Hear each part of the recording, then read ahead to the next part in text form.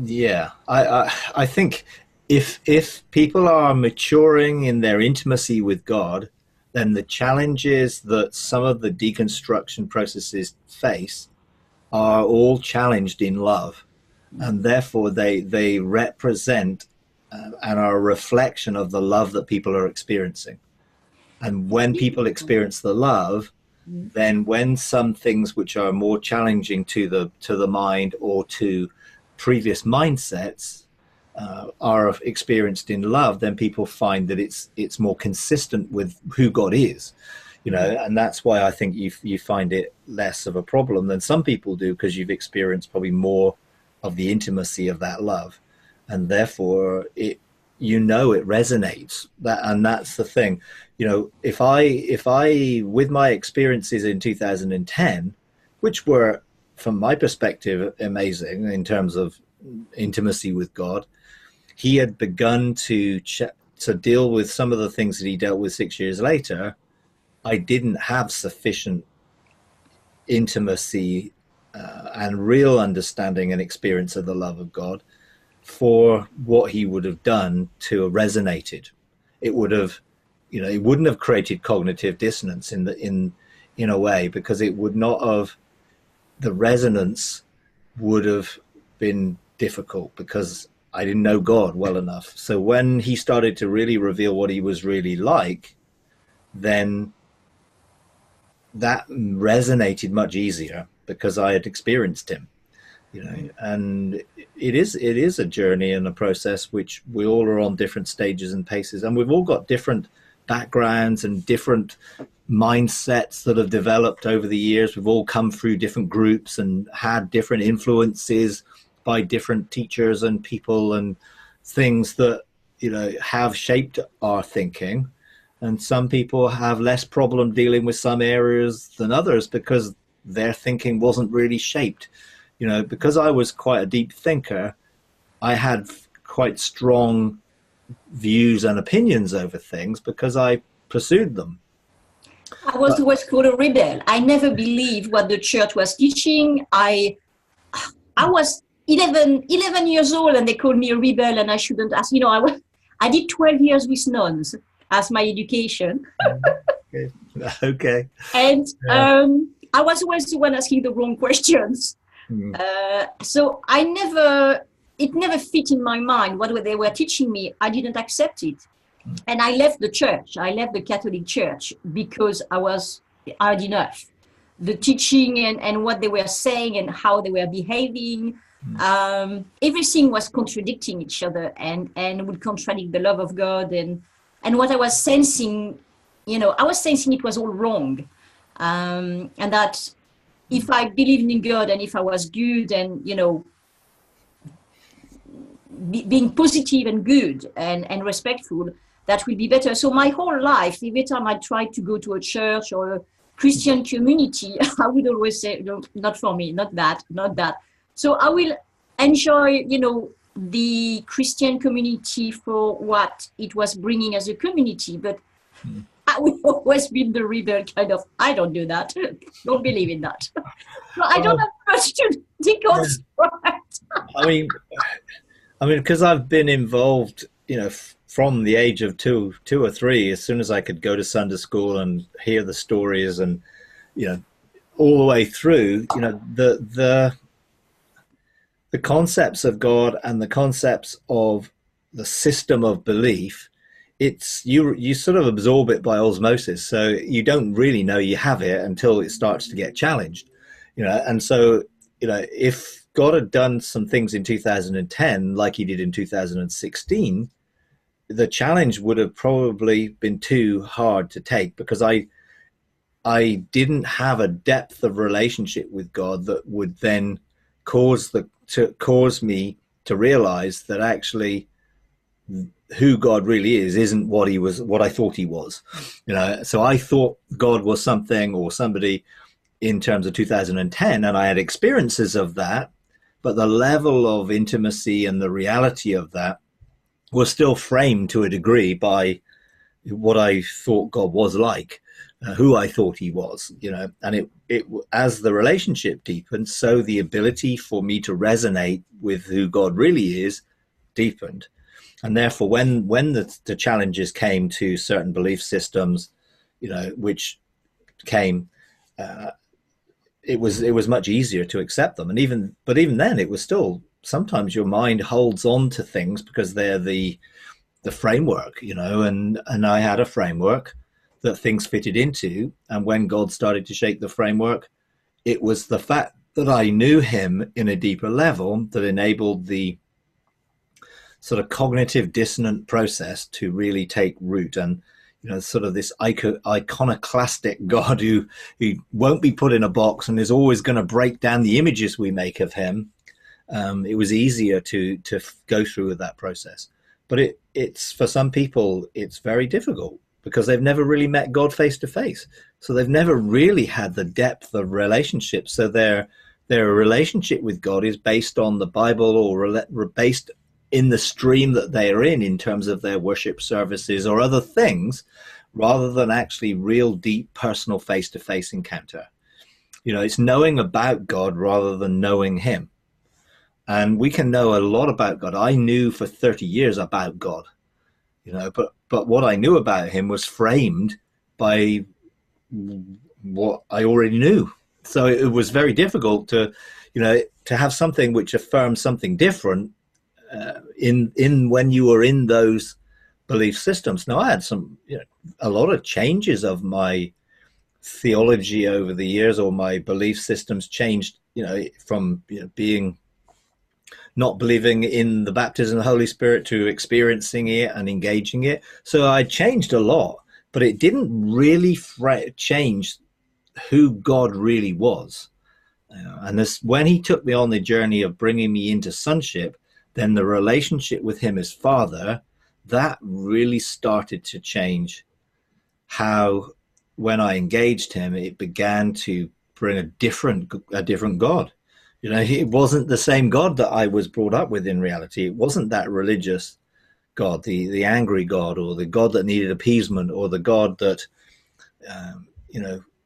would disapprove if I didn't do things exactly right. So there was a legalism about the way I was brought up in those systems, which formed an image of God, and that then began to get deconstructed as I met him. And I experienced love, not just understood the word agape, because you can understand the word of agape from an intellectual perspective, but when you experience it, it totally changes everything.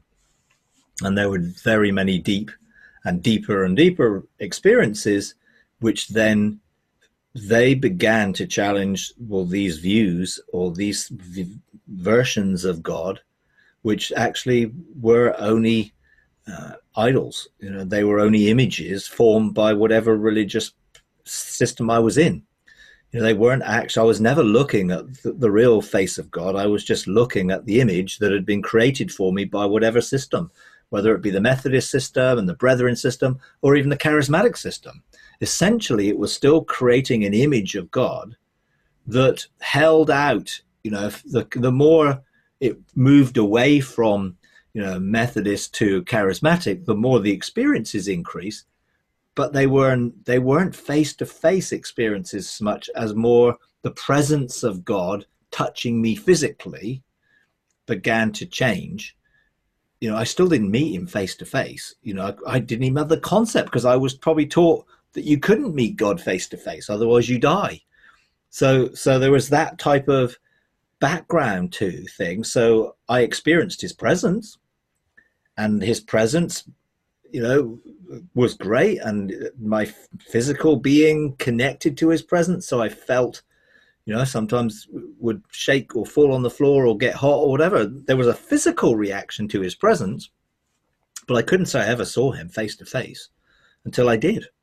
When I did, everything changed. It was just like I began to realize that what I was looking at before wasn't him. It was just the image that had formed in my own understanding of him. And then, when he then started to deconstruct that, that's when he showed me this picture of what I'd done. And even in all the amazing experiences that I'd had with him, I'd still created an image, and that was what happened when, he took me into my garden and showed me this tapestry, and this beautiful tapestry of all these amazing encounters I had, and as I pulled the thread in the middle of it, it all unraveled, and there's the Father behind it, laughing, smiling, saying, "What's an image of me that you've created out of all your experiences? An idol." And that really hit me hard, because it was just like, I don't want to do that again. I just want relationship, not an understanding based on my experiences, because that is always going to be framed by something. So just keep having the relationship day by day. Then you don't need to frame an idol or an image based on that relationship, because it's relationship. Mm-hmm. It's like, having a relationship with my wife, painting a picture of her, then only looking at the picture, or taking a photograph of her and only looking at the photograph and not actually looking at her, or talking to her in a real relationship. And God wants us to continually talk to him, engage with him, experience him every day. And when you do that, you don't have to lean to any understanding of any particular way of viewing God. It's like every theology which is trying to understand God without meeting him is going to be limited. And even when you meet him, there's still the level of your consciousness will expand to be able to increasingly engage with a deeper expression of who God is, and meet him in a way which is not limited. As soon as I try and use what I presently know of him to frame what I've experienced with him, then I'm always going to frame it out of something which is going to limit him. And he can't be limited. Well, he can in our understanding and our experience. We put him in a box all the time, but actually he isn't in that box. We've just placed him in there within our own mind and our own thinking. So if we continue just to have face-to-face relationship, then we only have to do what we see him doing. We only have to fellowship and relate to him for that to inspire us. The heart-to-heart cardiogenosis, knowing his heart, knowing him, really is what inspires us to be like him every day. And that is a relational perspective to it, not I'm trying to create a new understanding of him that I can then frame everything according to, because he'll just break out of that. That's why the iconoclastic aspect of God will come in. He won't allow an image of him to exist within us. He always is wanting to break down that image so that we don't have an image, we have a relationship. And it's so easy to fall back to creating another perspective of what he's like, rather than just continually walk with him. Walking with him is the key. What I find very, very different in my relationship with God or with Jesus or the Holy Spirit, there are 2 points which I like to share, and then you can answer me. The first thing is, I don't have such great conversation. Conversation are more loving one. But, for example, this morning I was in his presence just enjoying a hug and a cuddle and sharing my heart and saying what I wanted to do and things like that. And suddenly I had all this image of how to finish the side of my house, because I'm extending my house. I'm rebuilding the garage and the utility room on the side. And I've been struggling a bit about how to finish the corridor, which was going to be left on the side. And suddenly all these pictures came of a brilliant idea. And I mean, really brilliant, which will answer everything I wanted. And that can only be God, but it didn't come as a conversation. It came as, it's like I get up in the morning and I have knowledge of what I need to do. I've never had a conversation. Well, you did. You just didn't have it. You just didn't have it cognitively. Yeah, when you're heart to heart, you're having a conversation in the spirit. You're just not doing it in the mind, in the conscious mind. That's Okay. why. So our minds operate on different levels of consciousness, and usually we focus on the primary level, which is beta wave consciousness, which is problem solving. And so we try and figure everything out, work everything out according to our understanding. Alpha waves remove the problem solving into the more intuitive, and that's where we connect in that level of consciousness with God, which is not necessarily the way we would connect consciously with somebody else, because it's a spiritual dynamic, not just a physical one. So your being next to his heart and being cuddled actually enables his heart to communicate with yours, or with your spirit, if you like, that then releases all of those amazing things. That's exactly what I do when I go to the throne of grace and sit on his lap and rest. I hand over anything I need to hand over to him, and I get a download of stuff. Now, that isn't generally in that position a conversation that I'm having, like I'm talking to him, but he is talking to me. I'm listening, but I'm listening in a different way and I do have conversations with him every day, but that type of conversation is different because it's a cognitive, we're talking, but I can also have unconscious conversation, which is really a heart to heart having revelation that's revealed at a different level of consciousness. See, when I'm engaging with a conversation with God, I am engaging at a beta level engagement, just like I'd be talking to anybody else, and so I'm connecting and hearing, and we're talking, and he's sharing, and I'm writing it down, and I'm aware of what he's saying, but my spirit is engaged with him all the time in a different level of communication, and that actually goes beyond the alpha waves into delta and theta waves, which is levels of consciousness that we have to learn to tune into and become aware of the communicative flow that comes from that type of conscious interaction, or the interaction of our consciousness with his mind. And that is a totally different level. And people are teaching people to engage in the different levels of consciousness, and they're trying to expand people's perception of reality and how they can actually frame reality, but they're always going to be limited unless they have a connection to the omnipresence of God and the omniscience of God, because they're only going to frame what's possible within this realm. They're tethered. And there's lots of really good courses out there that you can take to help you connect your mind with theta waves and alpha waves, but they're still only going to be limited. When you begin to engage the eternal now of God and the mind of Christ, it isn't limited, and therefore it's a different level of expanding our consciousness. And it's great to learn techniques, but a lot of those techniques without God are always going to be a limitation. They're never going to be limitless.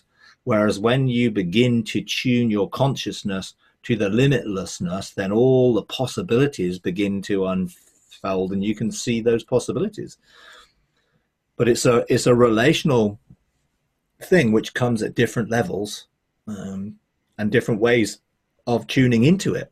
And most people have never learned to tune into it, so they get some of that stuff released in dreams or in other things where God is putting some theta waves into their delta wave sleep, and breaks into their sleep with a dream which is trying to communicate to them, because they're unable to receive it in the way in which he wants to communicate it, which is more of a interpersonal reaction. So yeah. This last year, I've had hardly any dream, but I wake up because I spend at least an hour or two before going to bed under my purple light, you know, I switch everything. I'm in bed. I put the purple light. I sit in bed, and I lay down in bed, and I spend at least 1 hour just in the presence of God. Sometimes I don't do anything. I find it difficult to do anything else than just sitting on his lap or sitting next to him or with Jesus. And nothing much happened, and I fall asleep. I wake up in the morning perfectly refreshed, even if I know sometime I look and it's perhaps 2 or 3 in the morning when I stop the purple light. But at 8 o'clock, I'm up and doing everything around, which I see the difference on the pattern of my sleep. And then I don't have dreams, but in the morning I wake up with all these new ideas, knowing what I need to do for this, So what you're saying is comforting me in the way that I have moved to a different way of communicating with God, very simply because I invest the time of being in his presence and being there. So it's nice when you say I don't have this cognitive conversation, but obviously my spirit must have one, and I have the result the next morning. Absolutely, yeah. And when I go to sleep, I deliberately connect my soul in the garden of my heart to have a night watch with the shepherd, if you like. And I am in a place of communication while I'm asleep. So I'm tuning into that which other people may receive through dreams. I'm actually engaging it heart to heart, and therefore I don't get dreams, but I do get as you say, waking up with my soul being restored and the truth and renewed, and things happen while I'm physically asleep and my soul is engaging.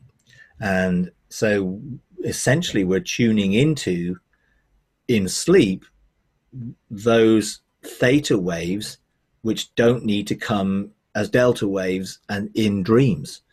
They're incursions. And in sleep therapists, I was talking to a sleep therapist a while ago, and they did a lot of research on problem solving while you're asleep and looking to engage while you're asleep, and they found that those who went to sleep with a problem, not a worry, but deliberately, I want to engage with this problem while I'm asleep, often woke up with solutions. And when they measured their brainwave activity, they saw what they called theta wave incursions.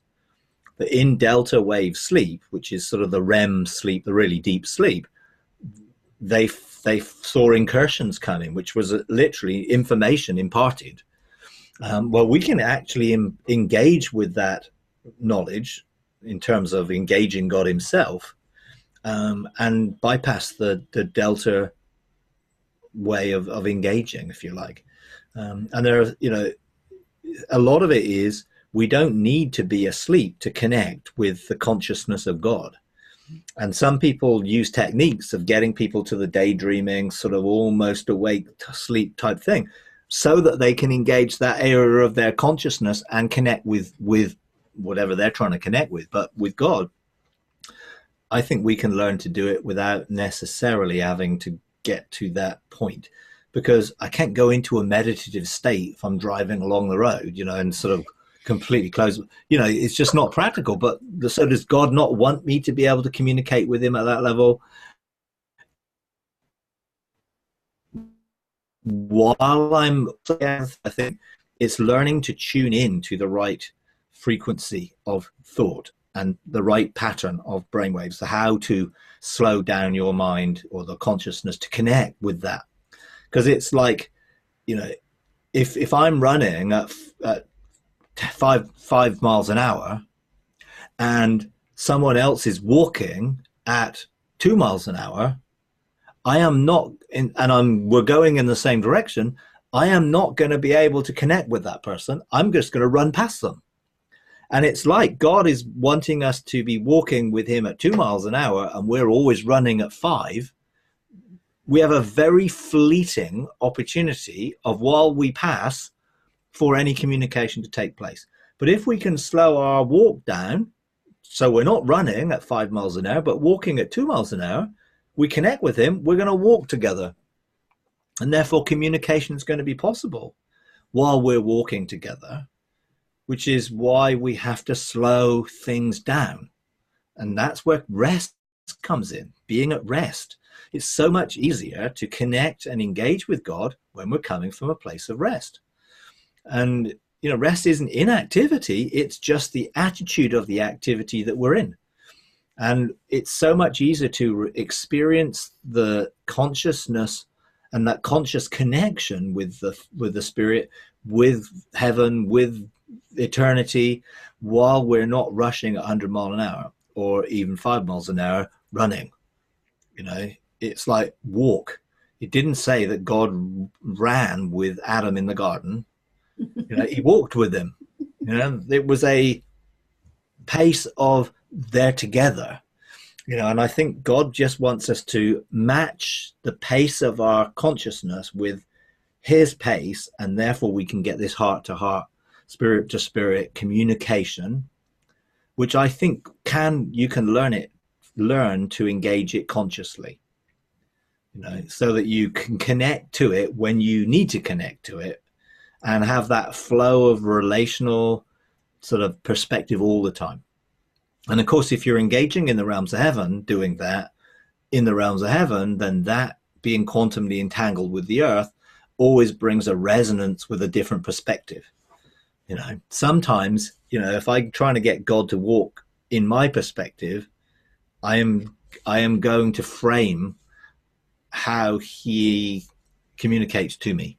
So I want to be with where he is, so I want it to be a continual flow of spirit to spirit, being joined to the Lord and one spirit with him, communication of the knowing variety. Like, I just know. It's the pure intuitive knowing the heart of God, knowing his desire, knowing his will, just because I know him and I'm walking with him and I'm in connection to him. And my soul then can resonate and come into agreement with that, which is, what I'm trying to live all the time, of my spirit being in the realms of heaven. I'm here, engaging here, but my soul is just continually resonating with what is flowing from that realm. Which is why, I can share things which I've never shared before in the way I've never shared them before. I didn't try and think of how to share it.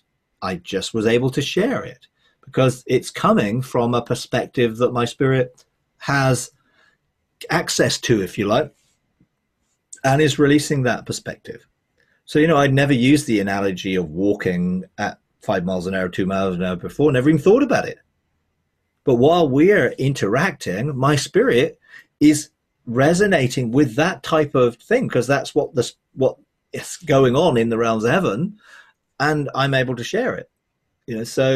And we can really tune ourselves to that, so that we're actively able to just connect in that way, by just engaging our consciousness in a way which actually frees us just to be in a continual state of rest, rather than worry or anxiety or fear or any other things that try and create in our mind this need for an answer. And what do most people say? When I need an answer, I find it so difficult to get one, because they're not at rest.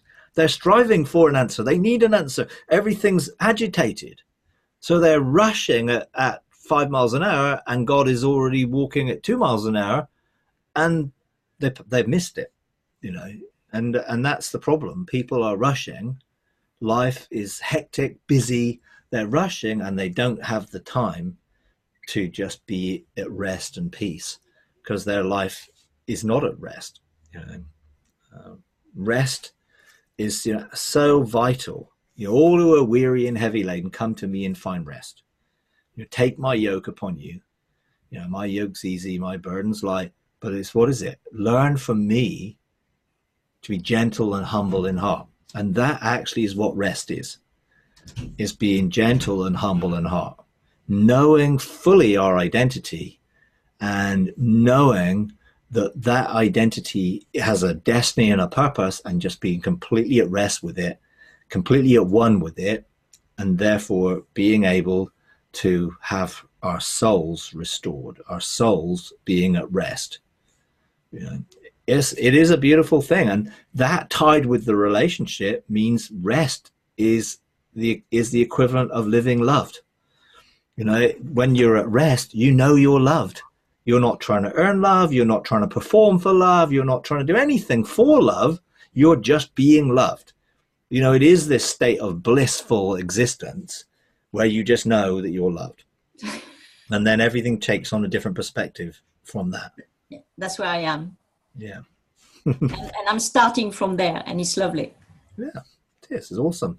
You know, and it's what God desires for all of us, you know, to be in that place where there is just flowing relational perspective that we have with him, which is awesome. Yeah. All right. Okay. Well, Thank you. Okay. Any other questions? You got anything you want to share, Chris? Or? Hello, Mike. I'm enjoying the conversation, enjoying listening to you both, and relating to most of it. Yeah, I was wondering actually about the physical side of things, and with spirit and body and our soul. I think our soul develops, does it not? Or is it, I don't know, whether it's born with us. It develops because of the interface of the two. So our personality, we discover more about our personality because of the body we live in, the genes that we carry, that kind of thing. But also having just recovering, I'm in the process of recovering from an illness I didn't know I had, which was this B12 deficiency, where it was dangerously low probably for a long time, but particularly over the new year. And the difference I feel since I've started to take the B12, injections, is amazing, really.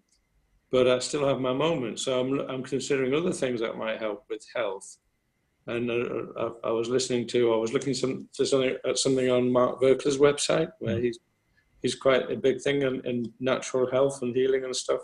Yeah. And he was talking about some peculiar things to measure. It's like I can't remember what the technique was, but you get a bottle of pills. I've got some pills here. You put them on a part of your body, and then you learn to discern whether your body needs it or not, and your body will tell you. So that was a bit interesting. So I was just wondering what, So I'm not going to rule anything now because of what this deconstruction of my former theology and understanding. But what have you learned about our bodies, about how we can maintain them at an optimal level? I know that you're in faith for never dying, and Jesus said, if you believe me, you'll never die, so I'm going for that one. But I want it to improve. I want the quality of my body to improve. I'm going to stay in it for a bit longer. So what things? Is it diet? Is it more what we do in the heavenly realms? What actually? I think it's a mixture of everything, really. In a sense, our soul is, you're right. Our soul forms when our spirit comes into our body and then learns to receive most of it from the outside world in. And so we start with being shaped by the world in which we live in, and therefore our body gets connected to that. So there's a sense where what we've learned in the world, and depends whether we've suffered trauma or whether we were brought up in a way which brought us into a sense of identity or knowing ourselves in reality, then we have a mixture of information vying for truth in us. And our physical body is affected by the information that our soul has received, and therefore how we process that information and the effects that things have had on us. So, trauma gets trapped in physical cells of the body and can actually affect the way a body actually functions, and it can be damaged, and there is a psychosomatic perspective to how we live. The way we think can affect the physical way we are. And so unforgiveness can produce sickness in our physical body.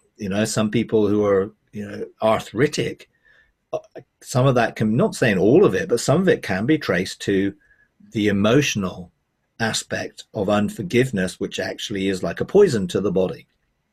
So the physical frame can be affected by what is non-physical, which is emotional, or in that sort of thing. So I think there is a big, strong connection, again, between how we feel, how we think, and how we physically are.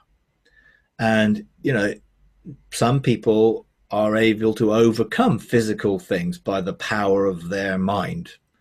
And we know people have been in trials and have been given placebo tablets instead of actual medicine, and yet they've improved. Why? Because they believed they were going to improve. And actually that power of thought actually has a physical way of outworking. And actually statistically, because they show that, statistically, a certain percentage of people given a placebo will actually improve to the same level as if they were taking the physical, actual tablet, chemical, whatever it would be. So there is a strong link between the mind and the body. And we have to obviously learn to begin to focus our consciousness to affect our physical body in a positive way. Now, if we eat really, really unhealthily, it will have a negative effect on our physical body. It will, and I think, yes, we can overrule some of that, but not entirely, because we're actually not following a healthy thing. If you sleep 2 hours a night and you need 6 hours sleep, then you're going to get tired, and your physical body will end up probably being run down because it isn't getting what it needs, whether it's the nourishment. I mean, your instance is absolutely thing.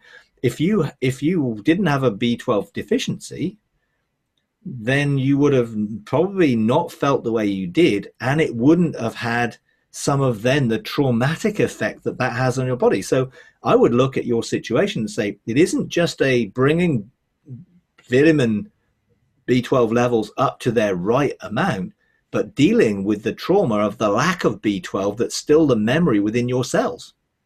Because your cells have memory of what it was like. And so they operate sometimes according to that memory. And some memories can be extremely traumatic, and to the actual cells of our body, to our body itself. And so there's a process of both replacing a deficiency, but dealing with how that deficiency is still a memory within the cells of the body. And I would, look to actually deal with that. And there are various things that can be used to help deal with trauma or the effects of those feelings, senses that the body has, in all sorts of ways. That's why we did the sort of the Carrie Browning, releasing toxic emotions. And she had all sorts of different things, like, Mark Verkler does. There's all sorts of things which can produce and connect you to a better way of health. And some of them using fragrances and oils and essential oils to bring a frequency that has a releasing perspective into the body.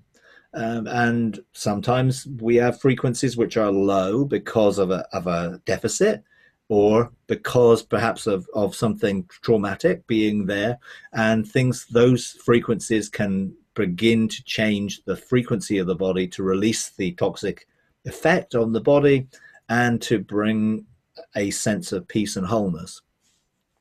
And there are various ways. I mean, some of what you're talking about, putting tablets on there. Well, okay, that's a bit weird, but actually, is it?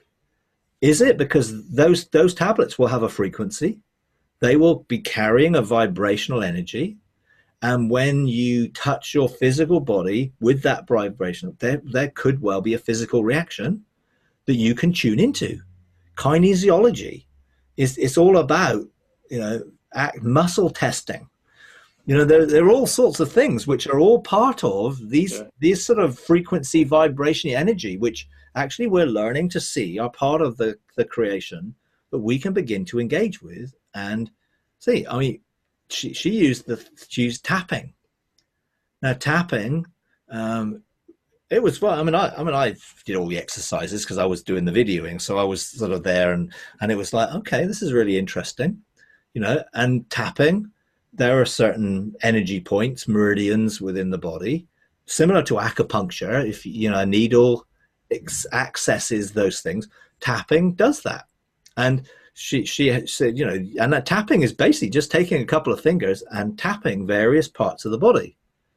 And certainly certain parts of the body, when you do it and you sort of tap it at the sort of the right frequency of tapping, it just energizes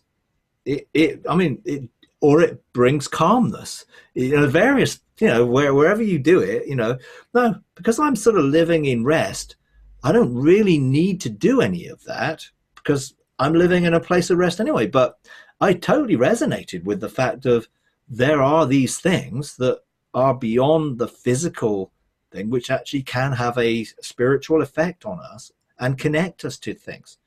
And some people, when they're anxious and worried, if you just begin to tap, and particularly if you close your eyes, because then you're cutting out the beta waves and you're beginning to slow and you begin to tap rhythmically, it can just lower that racing mind and bring you into a place of rest and much more peaceful state.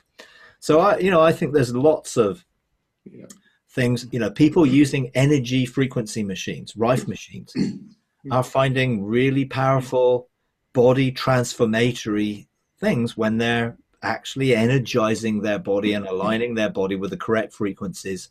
Things. Grounding is another one. Actually standing on the earth with bare feet and actually beginning to resonate with the frequency of the planet. And because we're supposed to, we're supposed to resonate and be in harmony with creation. Well, that is something which I think people are beginning to realize, tree hugging, it's like, well, what are people doing when they connect? Well, there are a lot of people talking today about elemental stoichions, actually elemental things that God has placed within creation for us to connect with. And some of the trees, it's like Lord of the Rings, the Ents, Treebeard. And it's just sort of like, well, okay, is there something more? How did creation respond to us? How is it going to respond? Is it sentient? Is there aspects of it? Are there things that God has built into it? I'm talking about Star Wars, the Force, but there's a sense where how is it going to respond to our sonship if it can't connect to us in a certain way? And if we connect to it in a certain way, it's supposed to bring a harmonious way of living.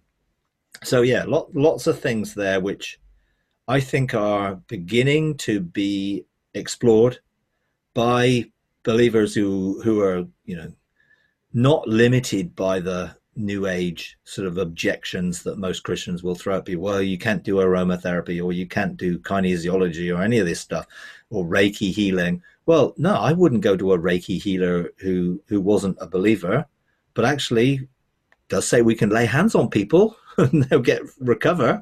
It does say we can anoint people with oil and they'll recover. Well, what sort of oil? Didn't say. We think, it must have been, nice Greek olive oil or something, but actually the reality was they had mixtures of oils which they used for healing and other things. And so I think we're beginning to discover probably a transition from our dependence on natural or medicinal things which come through science and pure medical science to realize there are other perspectives to science and other perspectives to frequency and vibration and energy and all these things which also were built into creation. And one of the major ones which is causing a big is hemp oil, cannabinoid, which is not the psychoactive part of the cannabis plant or the hemp plant, but the oil, which actually has amazing medicinal properties, which are why they're using it in treatment of many, many diseases in certain places. Now, obviously, the drug companies don't really want their dependence on certain chemicals that they're making a lot of money from to be replaced by more natural remedies. So there's always this sort of out there, this sort of tension that holds back information, or, well, you're not allowed to do that. That's not things. Mm-hmm. But they're actually starting to change. The little boy who was brought into the country with some whole supply of cannabinoid for his condition, it was an outcry when they took it off him, because that's illegal. And it's nothing to, it has no psychoactive properties whatsoever. It's not a drug for mood altering or anything. But eventually they gave in, the government gave in. It was such a public outcry that they had to give in, and basically he was allowed to keep the cannabinoid. And now they're looking at changing the law to make it legal to actually have it for medicinal purposes. Now, not, the psychoactive, because that's a mood altering thing in the wrong way.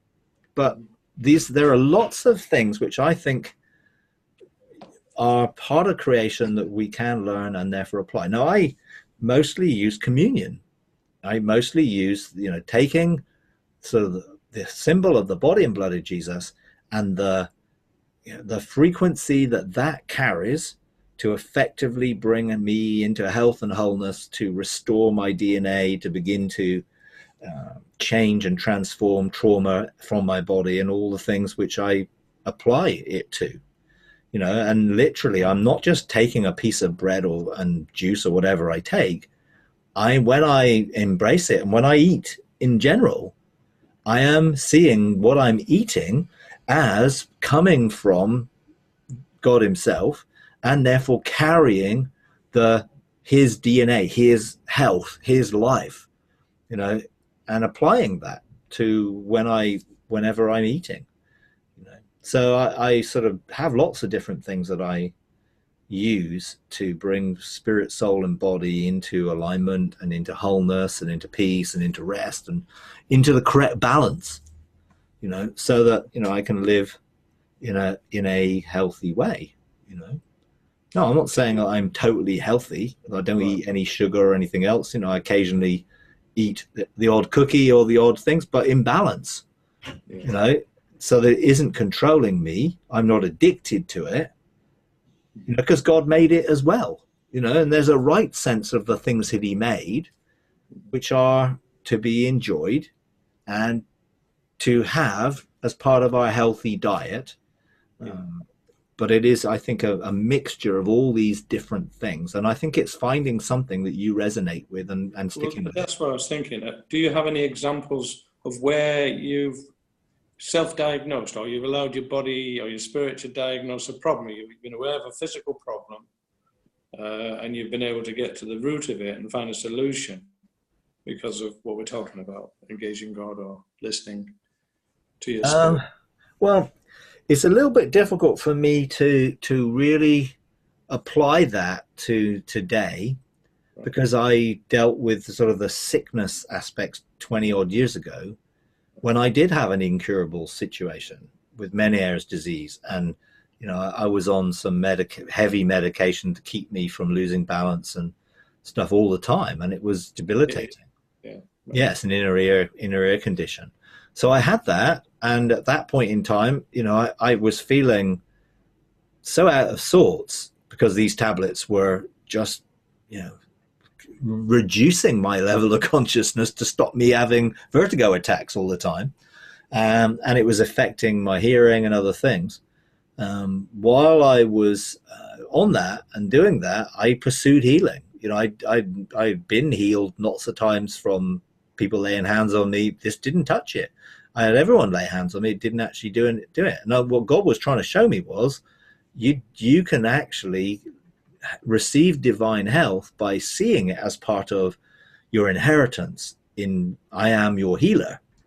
And so it took me a few years to get to that fact where I believed that enough for it to work, because I had to deal with all my previous theological arguments of healing not in the atonement or healing by the kingdom and not healing at all. But I got to the point where I really believed that healing health was my inheritance, and then that actually started to change, so I didn't need the tablets anymore, and I've never taken them since. Now, that isn't something, Meniere's disease is not something that can just go away. it's an incurable situation that you have to manage. Well, I didn't have to manage it anymore because it had gone, because that wasn't part of my inheritance to live in that way. So I applied it. So since then, I have learned to live in a healthy perspective. And so I haven't had diseases or illnesses in that way since that point. Now, I have had accidents, mostly my own fault, in which I've sort of, severely cut myself or damaged myself, whatever. And then I have to focus for a speeding up of the healing process. And I'm a really quick healer because I actually focus the energy of health to restore my cells when they're cut. I lost the whole of the top of my finger, took the whole nail off, and I got my finger caught in a table saw. just like it ripped it off, and I was like, do I really want to look and see what was there? And people were saying, you need to go to hospital, you need to get this stitches. Well, there wasn't any much there to stitch really, but I just focused energy. I took communion. I focused health into the restoration of my cells, and every day I was just focusing that energy, and my finger is completely restored, and my nail is completely okay. I've got a little mark, which is a reminder of where it was. That's it. And I think that means you have to focus, and but you really need to know the authority and God's desire for us to be in health and wholeness to be able to do that. Now I think there are lots of different ways that people are beginning to realize are ways of beginning to connect to the frequencies and the lower energies or the deficiencies. When we use crystal bowls, so we're using sound therapy. So when you play the bowl, some people find it really penetrating and they really struggle with the sound. And but I don't. I'm playing the sound. I don't find this is like an unpleasant sound. Some people are like, whoa.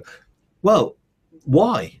So we started to seek why. Well, one reason is because they have a deficiency of that frequency in their body, and their body is reacting to the lack of that. And it feels, because it's not there, it sort of reacts to the fact that it's not there. And for others, it's actually they have a blockage or a hindrance to a belief system generally that frequency is hitting into, and their actual mind is actually responding to the frequency in that it's like, whoa, this is actually hitting something. So there's sometimes belief systems which are limited, and sometimes there's just a physical or spiritual lack of something. Yeah. Which then when you begin to play a particular note, or you release a particular intent, or have a particular color, some people are using light and light therapy in the same way, you find that it begins to engage your actual physical body, and you begin to sense things.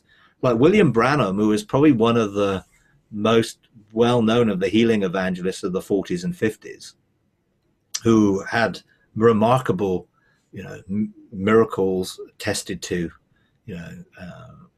he would hold someone's hand and he would feel the vibrations that were in their body, and he would tell them, what their ailment was. Now, he had an angel that stood next to him to help him interpret what those vibrations meant. And we would call it words of knowledge, but in reality, he would do it through sensing frequency vibrations and energy that he had learned to then interpret in particular disease. And then he would then speak or impart something to bring healing into that situation. So, again, a lot of Christians don't want anything to do with anything like spooky or a bit out there. So they're sort of like actually rejecting a lot of the things that God has brought revelation for us to embrace and engage. Yeah. And that's not to say I would want to go to a practitioner of something that I didn't know the source of, or I didn't know their motivation. I wouldn't. but I don't think the principle is wrong just because some people are practitioners of it in a wrong way. The principles underlying are being counterfeited, but the actual truth is the truth that's being counterfeited and used. So it's learning to re-engage some of these things, and people are, I saw some sound baths where several bowls were placed around someone and people played them, and I saw people get physically healed just by the sound and the healing frequency of that sound, which was released around that person, and being surrounded with that sound. And they obviously were open to it because they sat there to, go through the process. They were physically healed. It's good. It's learning. I'm just wondering whether there are ways of discerning what's lacking, like the pressure thing I think you talked about. I think that's what you call it, muscle something or other. Yeah, muscle testing, Muscle testing. Yeah.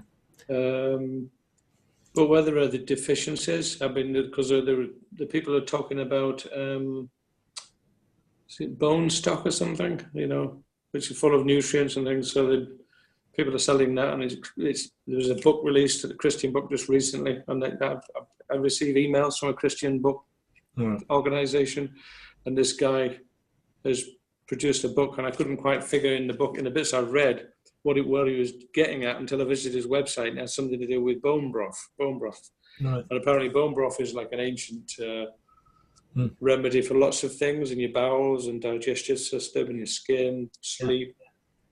But it's like, how do you diagnose what you need? I mean, I've got a skin rash. I've had a skin rash for years. Now I'm wondering whether this is part of my journey. God's bringing me to this place now of awareness where I can begin to enter some kind of recovery for longevity's sake, because doors are opening now. At my time of life, for the first time, I felt all my life prophetically that when my later years is the time God would use me the most. And doors are opening left, right, and center. In the Philippine community, back home, and here in Cyprus.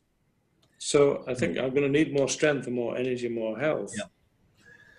Well, I think in terms of discerning, there may well be ways of discerning. For instance, in the therapeutic oils, there is a piece of equipment that actually discerns what oils you need on the frequency of your body. It's a little piece of equipment that you can buy that actually, and the Carrie Browning has one that she does a scan, if you like, to see what frequencies are missing or what frequencies are lacking. And there are things like that. I think, one of the things that, I've sort of done or talked to people about doing is engaging the court system with your body and seeing the accusations that come from your body, which is a way of, okay, that will identify the way we're treating the body, or what might have happened to the body, or trauma within the body. That's another way of perhaps engaging. And of course, it's just a matter of asking God to reveal it if necessary. But I think there are people who are learning to tune into this, and I think it's a mixture of becoming sensitive to frequency and energy and vibration, but also sensitive to the leading of the spirit, if you like, in how you interpret that. So actually, touching people, actually learning to sense what frequency they are resonating with or vibrating at, or what's going on. And I think that's where, some of the muscle testing and things, there's one lady who I know quite well, she swears by muscle testing as something which has helped her really understand her own physical body and learn to discern things that are going on. So yeah, there's a lot out there which I think are all around this sort of the energy healing type sort of area, which I think are sort of being developed and are opening up. Can I share something? Yep, sure. That's to answer Chris' question. Yep. I've had different problems. I've never been a very ill person, but I've had different problems. And God has taken me on a journey where I was used to do a lot of usage of essential oils. which I've done for over 30 years. And 2 years ago, God put on my path people who are doing really Christian, I would say, and excellent quality essential oils. And I was moving towards it bit by bit because I could see the effect, the potential. I was really taken with it. And I was really sharing with God how much I enjoyed, but they were rather expensive. So I was a bit, I was not going into it very quickly. And basically one morning I got up and I had this urge to take any product from the high street, any chemicals in my house, put it in a plastic bag and give it away. So I got rid of anything which is not pure in my house. And God has shown me through people and with lots of different things. I do not use any beauty product or cleaning product from the high street. I make my own with what I have learned. And especially all my cream for my body. I never used makeup, so that was not a problem, but I cream my body and I'm very aware of the sun. So not as so many English people who would never put anything on them. I always put sun cream, etc. And God has shown me they were not good. They are poisoning us. They are poisoning us and creating more problems than they are solving. And basically God showed me, that's my revelation, that it's the way the enemy is trying to poison us. Why has there been so many cancer in the since the Second World War, where we have developed so many chemicals in pharmacy and everything else, we have developed also many more cancers and people are not so healthy. So I've done that. The first thing which happened within a few weeks, within 2 weeks, is that I detox. And the way the body detox, in this case, it brings to the surface, to your skin, all sorts of stuff, which is not very pleasant. But you can see what was stored in your body. And it is a year I've been detoxing. And I was covered in tiny little moles. And I never had any moles on my body. So it was new for me. And I had hundreds, tiny ones. And really, God gave me peace of mind that they were normal. And a year later, they have almost all disappeared. Because it was my body detoxing. So imagine the effect it has when older people grow moles and all these marks, etc. This is all the chemicals in us reacting at a point in our life. And I had a huge mole, and it was big like a garden pea, a round garden pea, just on my ribs. And I treated it with a pure essential oil of frankincense because I read that it was really effective and people had tried. In 1 year, it has completely disappeared. And I talk about something big like an English garden pea. That's big. In 1 year, only applying every morning essential oils of frankincense, this has gone. So God is showing me different things, and he brings in my way people who have had experience and who share. And now with the internet, you can share so much. But the one thing I've been through is no more chemicals product in my house, because in fact, I have learned that in a chemical product, there's a natural product which can do the same job, but without the side effect that the other one have. And I've been amazed because I was used to use some, but I didn't realize that they were so powerful and potential, like white distilled vinegar. I clean my house with white distilled vinegar. And no, it doesn't smell very long, but it is really powerful.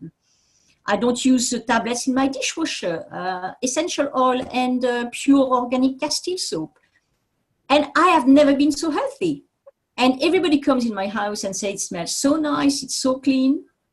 Also, I don't use perfume anymore. Perfume have a very wrong frequency. And I use essential oil. And since I've been doing that, I've never had that before. People spend their time complimenting on my perfume. Oh, you smell so nice, lovely. What is it? I've never had that when I had perfume in the past.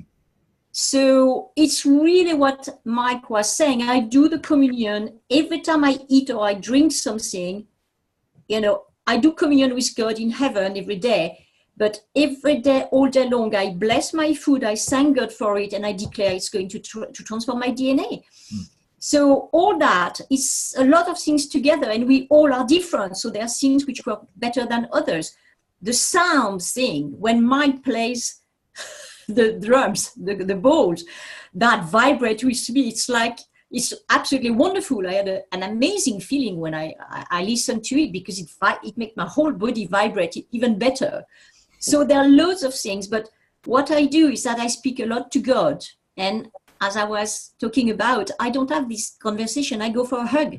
Every morning I start by going and sit on God's knees, on my Father's knees, and having a big hug, a cuddle, and sharing my heart. And I do that morning and evening. This is the beginning and the end of the day, and I'm increasing it. And as I was explaining, I don't have big conversation, but I have all these amazing pictures or revelation coming.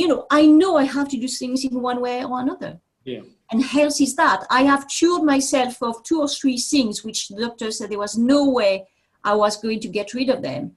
And with the essential oils and asking God what to do, it's finished. Yeah. Good. Awesome. What about deficits? If your bodies need something that you're not getting, like you say, bone broth.